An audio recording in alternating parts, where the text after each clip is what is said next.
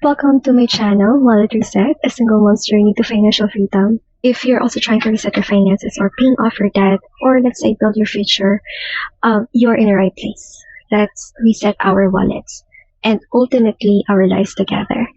We are going to start with our sinking funds. So baby steps ni Dave Ramsey, ang pinaka number one dun is build a buffer fund. Actually, na-discuss ko nito sa TikTok. Yung buffer fund for them is $1,000 and for me, ang gagawin ko is mag-save ng 10,000 as a buffer fund. Ano lang naman it's like a shock absorber pagka kinulang sa other necessity na gastusan. So, previous month, nakapag-save na ako ng 5K. So, nasa 50% na ako ng target ko. And I'm thriving talaga na mabuo ko na yung buffer fund ko for this month.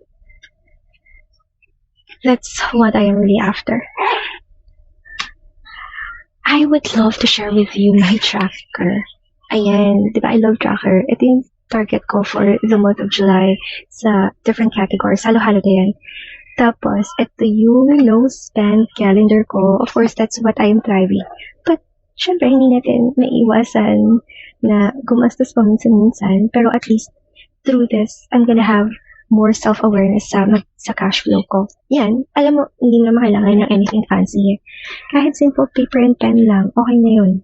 O, tingnan mo nga ito, wallet na ito, hindi naman ito ganun. Katulad ng mga nakikita mo sa TikTok, diba? Hindi nga ganun kistatic yung papel lang yan na dinigit. But, this wallet, I love this because it's 6 years na ito sa akin, pero yung leather na ginamit nagbenta nito, super ganda. As in talaga. Durable talaga. Imagine 6 years. 6 years. Para ka sa katulad ko na hindi mainit sa gamit. Siguro, I think, lumalabo lang yung paper niya, yung plastic dito, but it's really fun. Okay, let's move forward na. Medical fund, may sakit si so I needed to cash in 800 for the checkup and the gamot. I am hoping na mag-work yung alerta kasi allergy talaga yun. Pero kung hindi, kailangan niya siguro na mas malaki ng dosage. Ayun, talaga mapapahinga na lang talaga ako ng malalim. School enrollment, I am cashing in 400 pesos. Ang mahal-mahal na kasi ng down payment, diba? Kaya yun, talagang nag-iipon na kasi ako ngayon. Kahit kaka-start lang ng school year for 2026 to 2027, nag-iipon na bit ako for 2027 to 2028. Kasi sa totoo lang, every year, I'm always stressed out about dun sa pang-down ko, plus the books na ang mahal-mahal, 9,000 books pa lang yun, plus another 9,000. And sabi ko sa sarili ko, ayoko na lang maging ganito pa ulit ako, kaya yun, I really make sure na may matatabi ako. 1,600 per month, so roughly 18,000 yan by the month of May. Yun. HMO, I'm still looking for a company kung saan ako magpa-purchase. I am thinking kasi ng PhilCare na prepaid sa ngayon. Ang lalayo kasi sa totoo lang ng hospital dito sa bahay. Kaya yun, kung may marirecommend ka, pwede kang mag-comment below. But for now, what I am thriving to purchase is MaxiCare na prepaid for unlimited checkup. Kasi nagustuhan ko yung facility nila. Comfortable ako kasi ayoko sa lahat yung mag-iintay. So at least kung mag-iintay man ako, at least comfortable ako. That's 1,000 pesos. Every week, magtatabi ako ng 250 pesos. So, sa ngayon, I'm still making research about the HMO. Upscale, I'm not gonna cash off anything yet kasi I wanted to maximize yung free education stuff sa YouTube. Ayun. Birthday. Yung reason ko sa birthday is just so similar dito sa school enrollment. Magkaiba lang ng dimension. Kumbaga ako, yes, nag-ipon ako, but at the same time, I wanted to celebrate birthdays ng guilt-free. So, ano naman yung hindi naman ganun kabigatan yung 150 pesos per week. So, kung pag pinagsama-sama yan in a year, that's 7,000 or 7,500 pa rin yan, which would be enough normally. Hoping. Depende kasi yan sa inflation rate natin dito sa Pilipinas. So, yun. We are done with sinking funds. Okay, so let's move forward with our necessity funds. Necessity funds, tithing. Of course, tithing, ito yung never ever kong i-compromise. Ang nangyari kasi, nung naman ako sa second child ko, na-realize ko kung gaano kalaki yung sweldo ko dati. Nalaki pala ng sweldo ko for years. Pero wala akong natira. Tapos nung nanganak ako, since ako lang yun, hindi ako pinandindigan, nabaon pa ako sa utang. So, nung time na yun, parang too late na lahat. Super nag-regret talaga ako. Doon ko na-realize na hindi talaga ako naging good steward ng wealth ni God. And kaya sabi ko, gusto ko mag-restart. Gusto ko i-reset yung finances ko. Pero this time, kasama si God. So, yun yung background ng wallet reset na brand ko.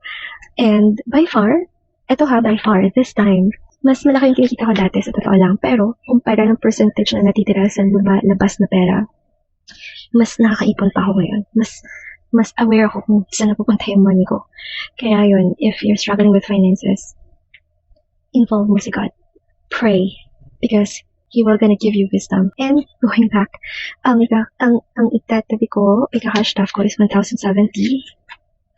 Meron ako 20 sa loob.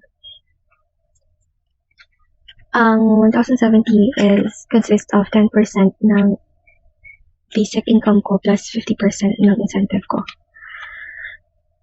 School and tuition fee. Ito yung babayaran. Ito yung para sa school year na 2026 to 2027. Tuition fee is 2,200. Ito siya. Tuition 2,500. Yung combination nito ng Ito, tuition fee 2,500. Combination na yan ng aircon fee tsaka tuition fee. Ayun. So, every week, magka-cash in ako ng 602.5 pesos. Meron ng 25 dito.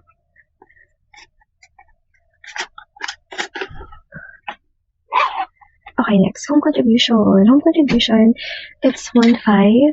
Nakatira pa rin ako sa mama ko. I know, privilege ito na hindi ko naman tinitake for granted. So, grateful ako na nagtutulungan pa rin kami sa gastusin dito sa household. Although yung expenses for the children, akin yun. Ako lang dun. And kapag ka naman nagpapadagdag sa mami, hindi ko yung tinatanggihan. Next is BDO credit card. BDO credit card, it's 2,216 for the month of July. But every week, magtatabi ako na 554 pesos. Oops, sorry. 554. Nag-cash advance ako nung nanak ako kasi cesarean. Hindi kinaya yung SSS tsaka yung ipon ko. Ay, sobrang trauma talaga. Okay. SSS loan, every month, it's 1,800, but this week, magka-cash in ako ng 450. Wala na ako ng 350.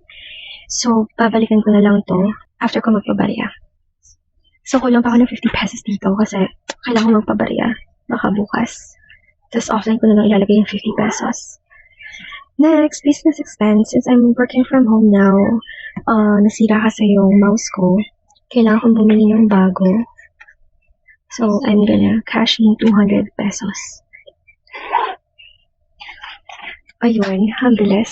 So, that's it for necessity funds. Let's move on sa variable. Next, wallet. It's my most favorite. Pero ito yung pinaka hindi ko nilalagyan ng cash kasi ang dami ko kailangan. Unahin muna. Okay, milk, it's 1,100 for the 2 kilos na yun. 1, 2, 3, 4, 5, 6, 7, 8, 9, 10, 1. Basta dyan lang naman yun. So, mura lang talaga. Ayan. Next, diaper. No need. Kasi bumibili ako ng bulk box talaga 152 pieces. Fun. Sa susunod na lang. Okay, personal care. Kailangan ko nang bumili ng retinol. 1, 2, 3, 4, 5. Naubos na siya. Pero kahit 500 pesos yun, pang matagalan naman kasi konti lang naman yung kailangan ilagay sa mukha mo for the retinol and 3 times a week lang naman yun. Miscellaneous pass muna. Okay. So, I think I've covered everything.